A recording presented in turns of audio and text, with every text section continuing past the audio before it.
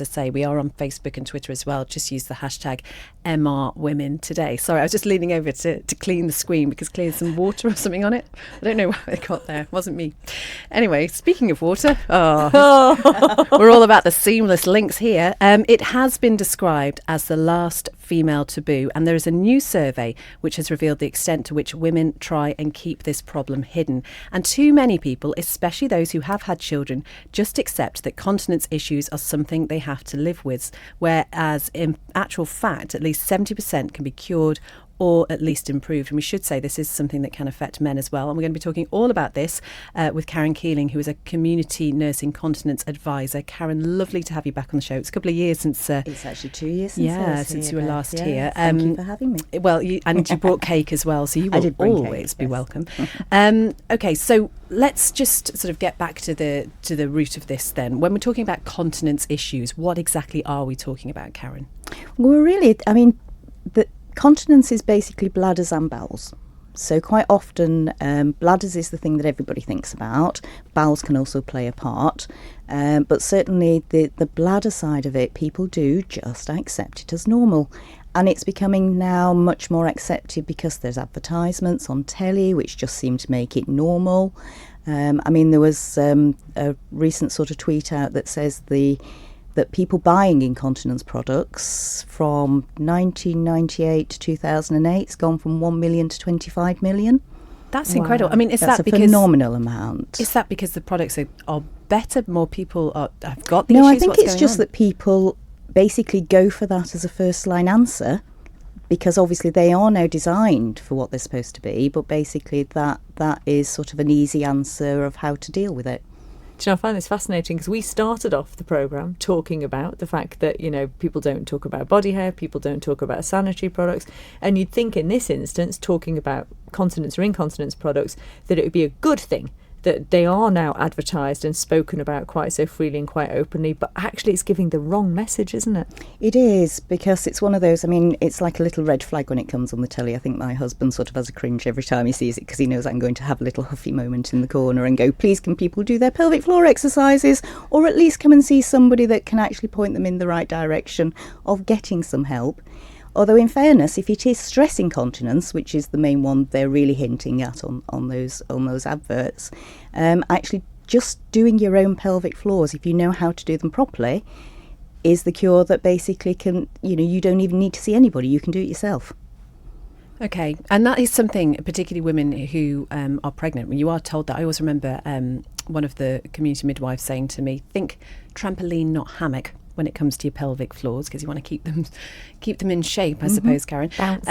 We'll talk about pelvic floors and how to do them correctly a little bit later. But you mentioned the sort of two sorts of incontinence, and the other one is to do with sort of the bladder capacity. Yeah, basically there's two main sorts that we talk about with most people. I mean, there are lots more that other people can get, which is when you get into specialist sort of assessment, really. But the main ones is stress, which everybody has heard about, and a lot of people think that's all about anxiety and everything, and it's not. It's actually the physicality of the stress on your pelvic floor when you're jumping, bouncing, coughing, sneezing, all those sorts of things that basically affect that ability for it to, your foundation, to basically hold up your bladder and stop it leaking as you're bouncing up and down. So that's the stress incontinence. The other main one which actually happens is one called urgency, which is attributed to your actual bladder itself, which contracts sort of involuntary. Now, a lot of these people will just literally get into a habit of going to the toilet very, very, very regularly to empty that bladder, because they have that fear that if they don't, that bladder's just going to contract and basically gush literally down their legs. So they get into habits which then become sort of more complicated, or they reduce their fluid intake, thinking that less fluid in the bladder, less leak if it does go, and all the rest of it. And again, that's something which we can help people improve and even possibly cure. Do you know what, Karen? I don't know whether it's just the effect you have, but I really, really need to go for a wee. Hold it in. That's I do believe Ed Sheeran had that problem in his concert. We talked about that actually. God love him, not once but twice. But so that takes us to the other extreme of this, I suppose, is that we are very used to talking about this in relation to women, especially women who have had children, but it can happen to men as well. I mean, is that a natural part of ageing that we just have to accept? No, I mean, bladders don't particularly change as we get older, apart from their elasticity is slightly different, but their actual control mechanisms aren't. For men, the only time they really suffer stress incontinence is if they've had their prostate removed. And any boys out there who've actually gone through prostatectomy will tell you how difficult it is suddenly to find their pelvic floors, and they really will struggle in terms of finding their pelvic floors. But basically a lot of men suffer with a slightly different one, which is more of an overflow incontinence. And again, there are things we can do, and certainly the urgency. Boys will definitely have some of the urgency at times. And it's just a case of identifying the right thing and actually helping sort of correct quite often. And you mentioned age there. When we were talking off air about these advertisements and these different products and things, you were saying that actually you're aware now of a lot of young people that feel like they need to wear these products. Yeah, certainly your 20s, your 30s, they've maybe had one child or something like that, or even just the fact that they're doing a lot of vigorous exercise. That they're bouncing their pelvic floors, and if you don't actually do your pelvic floor exercises, eventually that pelvic floor starts getting to the point that it doesn't support and you'll start leaking. Okay, we have got some questions from listeners in here. There's one who says, I can't run at all without leaking. I've had 2 children. They were both normal deliveries. Yep. It's actually a really common thing, and again, it's that sort of thing that says actually up until this point it's accepted that you've had 2 children and running is going to solve that. Now actually pelvic floor exercises, concentrated pelvic floor exercises, can actually help that. Now sometimes we recommend to people to stop the running for a while until you get your pelvic floor back up and sort of fit enough to run, because obviously every time you're bouncing on that floor you're aggravating everything. So there are a lot, the pelvic floor exercises take sort of a good 6 to 12 weeks to actually make a difference, and you need to be squeezing the right muscles. How do you know if you're squeezing the right muscles? Well, actually, you can go online and plug in pelvic floor exercises, and you can come up with all sorts of gadgets that can actually help you. So there's some on Amazon and other places that you can go that you can buy for literally a tenner that you can pop in, and if you're squeezing right, it sort of flicks up to tell you you're squeezing the right muscles. But in fairness, you can stand in the shower, pop your finger in your vagina if you're a lady, and just squeeze and see if you can feel it. Is it, I remember reading somewhere that if you were having a wee, sort of stopping that mid-flow was a way of detecting your pelvic floor. How is that, though, with risk of infection and things like that? It's not so much risk of infection, but what we tend to say these days is don't do it as your exercise. One, because if your pelvic floor is rubbish, you won't stop it, so you won't know you've got the right muscles anyway.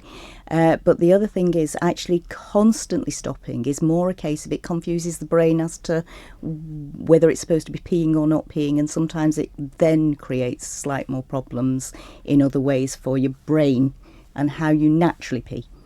Okay, we've got another question about from somebody who says, I have a real issue the week before and the week after my period. How much of a role do hormones play in this? Well, anybody's hitting perimenopause will also tell you hormones play a part. But basically, hormones do play an element, because actually as your hormones change through your menstrual cycle, they affect the elasticity and the stretch in your muscles. Now, obviously, your pelvic floor being a muscle does then get sort of affected by that sort of stretching and things as the hormones change. Okay, so just to go back to the pelvic floor exercises, how often do we need to be doing them? It depends on how strong your pelvic floor is to start with. I tend to talk to people as though it's a bit like a diet.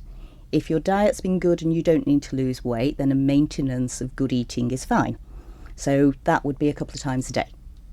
If your pelvic floor is poor, i.e. you're on a diet and should be losing some weight, you need to put a lot of energy in to actually get it to the right place, and then basically you can work from there in terms of things. So if your pelvic floor's sort of in a poor state, I would say what you need to be doing is be realistic about how long you can squeeze it for.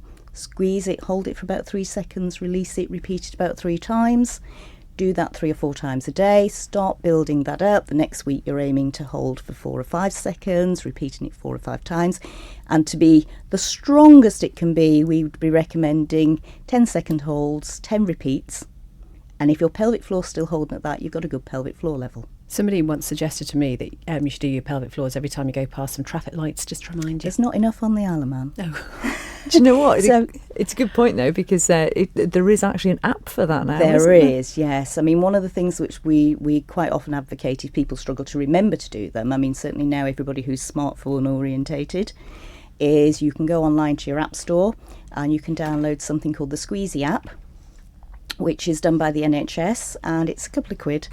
But basically you can set that for how often you want to squeeze, how long you want to squeeze, and it'll basically give you reminders, and you can press the button to say yes, I've done it, or no, I haven't, to tell, so you can look at the end of the week and say, oh, I've done really well, or really encourages you to sort of just remember to do it.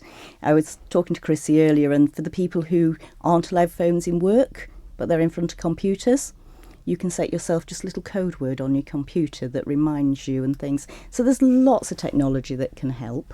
Because the reality of this is that for many people, they are avoiding certain situations and certain social situations because they have continence issues. Yeah, it's very, very socially isolating. Or, for example, mums who don't bounce on the bouncy castles, and they don't bounce on the trampolines, or they don't do certain exercises when they go to classes because they know that's going to be a big problem. Basically, these are things which basically with the right exercises we can improve, and that makes you fitter, that makes you healthier, that makes you more socially active. All those things build into a healthy lifestyle, really.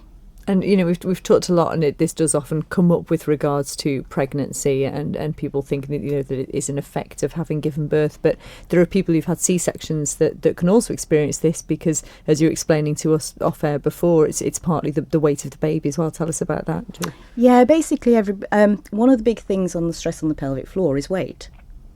So again, adding to that fact we talked about the hormones with the menstrual cycle, the hormones of pregnancy will definitely make things sort of much more relaxed and everything. But also you're carrying around 9 months worth of baby on top of your normal weight. Now obviously there's also the fact that if you're generally overweight, you're carrying a lot more. So any weight reduction will always help your pelvic floor. But certainly babies carrying around for 9 months, just because you haven't pushed it out doesn't mean your pelvic floor's not going to suffer. So please, ladies, if you've had babies, pelvic floors. Okay, so your role is to really support people, support people who have continence issues and haven't been able to sort it out themselves with the pelvic floor. Just very briefly, Karen, if somebody comes to see you, what sort of thing will they go through? Well, I work in conjunction with the women's health physio, who basically can do very sort of precise pelvic floor exercises, and then she can check your pelvic floor and tell you exactly what you're squeezing and how well you're squeezing. A lot of what I do is the basic first line, so I'll do things like your fluid, what you're drinking, how much you're drinking, encouraging you to hold on a little bit for the urgency and things like that. Which is what I'm doing now, just so you know. I'm glad you're holding on there, Beth. But basically a lot of it is about trying to just get that encouragement, because it is, quite often I'll see people in clinic because our women's health physio is very limited. She works term time anyway. So we try and keep the people who really need her, because like I said, 70% of us can probably make our pelvic floors better just by doing the exercises. So I'll run through basically how to do the pelvic floors without doing an examination as such. And encouragement. Sometimes it's the coming back to clinic that makes people remember they're supposed to be doing something. And that side of it can make a difference. But fluid's important.